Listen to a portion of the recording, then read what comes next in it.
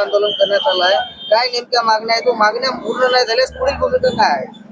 आज आम्ही बाराड येथे शांततेच्या मार्गाने रस्ता रोको आंदोलन केलं आहे।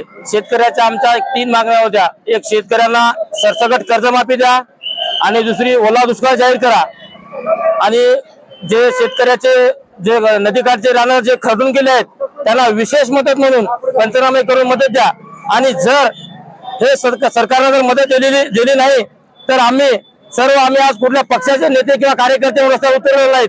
आम्ही जे आज उतरलो रस्त्यावर ते आम्ही एक शेतकरी म्हणून आणि आम्ही एक शेतकऱ्याचं लेकरू म्हणून आमच्या शेतकऱ्याची काय अवस्था आहे ते आम्हाला आज जाणीव आहे। म्हणून आम्ही आज जाणीवपूर्वक सर्व शेतकरी घेऊन बाराड परिसरातील व मुदखेड तालुक्यात शेतकरी घेऊन आम्ही रस्त्यावर उतरलो आहोत। आणि यानंतर जर सरकारने आमचा अंत जर पाहिला तर आम्ही साम दाम दंडभेद सर्व वापरू आणि या सरकारला रस्त्यावर सुद्धा फिरू देणार नाही।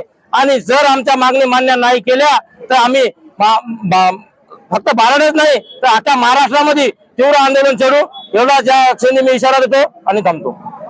काय नेमक्या मागण्या आहेत, मागण्या मान्य न झाल्यास पुढील भूमिका काय? आम्ही आज ज्या 3 मागण्या आमच्या प्रामुख्याने आज बाराड रस्ता रोको इथे झाल्यानंतर आमच्या 3 प्रमुख मागण्या आहेत की शेतकऱ्यांना ओला दुष्काळ जाहीर करून त्याला सरसकट 1 लाख रुपये हेक्टरी अनुदान लवकरात लवकर सरकारने द्यावा दिवाळीच्या आत। आणि कर्जमाफी पण झाली पाहिजे। ते कर्जमाफीला थोडासा टाइम घेतला, दिवाळीपर्यंत झाला तरीही चांगलं, पण सरसकट पूर्णपणे शेतकऱ्यांची कर्जमाफी हो।